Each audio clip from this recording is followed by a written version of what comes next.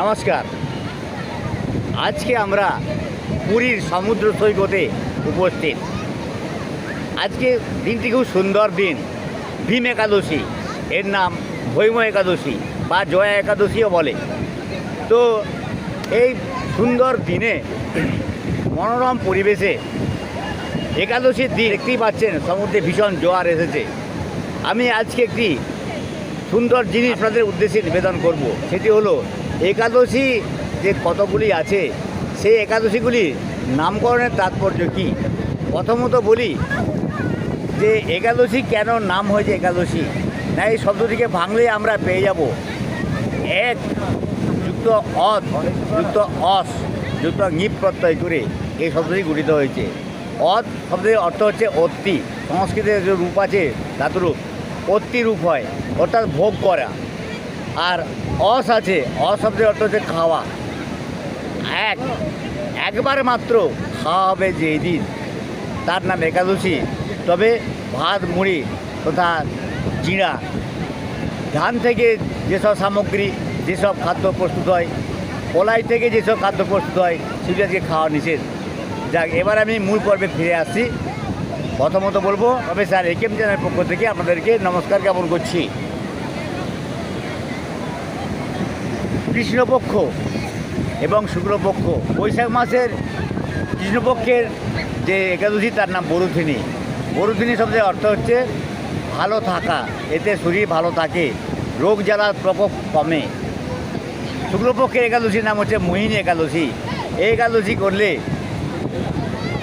বশীভূত হয়ে থাকে আর গোদানের ফল হয়। জ্যৈষ্ঠ মাসের একাদশী, এর নাম অপরা একাদশী, অর্থাৎ অপরাবিদ্যা লাভ হয়ে থাকে। আর শুক্লপক্ষের একাদশীর নাম হচ্ছে পাণ্ডব নির্জলা একাদশী, সর্বত্র জয়ী হয়ে থাকে। পাণ্ডবরা এই একাদশী করেছিল।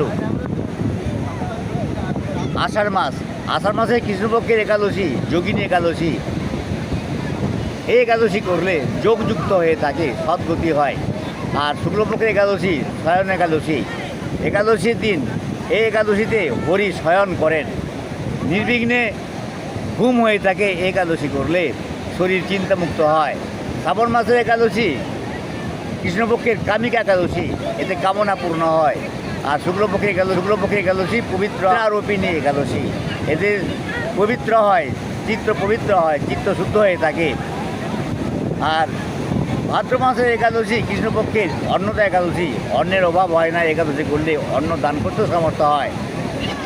শুক্লপক্ষের একাদশী পার্শ্ব একাদশী, এখানে হরি পার্শ্ব পরিবর্তন করেন। এই একাদশী করলে গৃহের আশপাশে বিপদমুক্ত হয়। আশ্বিন মাসের একাদশী ইন্দিরা একাদশী, কৃষ্ণপক্ষের একাদশী, এতে লক্ষ্মী লাভ হয়ে থাকে।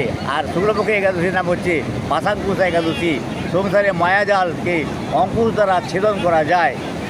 কার্তিক মাসের কৃষ্ণপক্ষের একাদশী রোমা একাদশী, এতে শরীর সৌন্দর্য বাড়ে, শরীর ও সম্পদের সৌন্দর্য বাড়ে। আর শুক্লপক্ষের একাদশী নাম হচ্ছে উত্থান একাদশী, এতে শরীর ও মনের উত্থান হয়, যাতে রোগ জ্বালার উপশম ঘটে।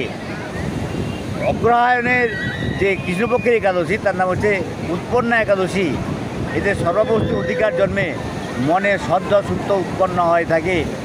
আর শুক্লপক্ষের একাদশীর নাম হচ্ছে মোক্ষদা একাদশী, এতে মোক্ষ দান করে।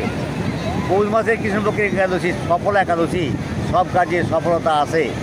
আর শুক্লপক্ষের একাদশী পুত্রদা একাদশী, এতে পুত্র দান করে। বয়স্ক এবং বিধবাদের পুনরকের বাস হয় না। মাঘ মাসের একাদশী সৎকিলা একাদশী, এটি কৃষ্ণপক্ষের একাদশী। মৃত্যুর সময় দুঃখ কষ্ট যন্ত্রণা ভোগ করতে হয় না। একাদশীর নাম এরকম হয়েছে কেন না, কাম ক্রোধ লোভ মোহ মদ মাশ্চর্য এই রিপুগুলি 6টি তীরের দ্বারা মৃত্যুবরণ করে থাকে। আর শুক্লপক্ষের একাদশীর নাম হচ্ছে জয়া একাদশী, এর নাম হচ্ছে ভৈমী একাদশী বা ভীম একাদশী, এতে সমস্ত কর্মে জয় আসে।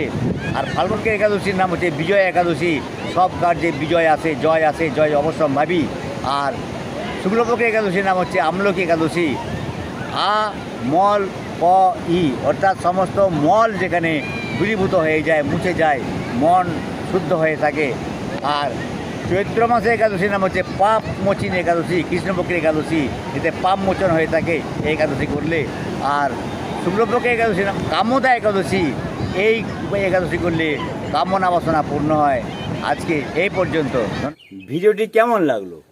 যদি ভালো লাগে তাহলে চ্যানেলটি সাবস্ক্রাইব করুন আর পাশে থাকা বেল আইকনটি আপনি প্রেস করুন।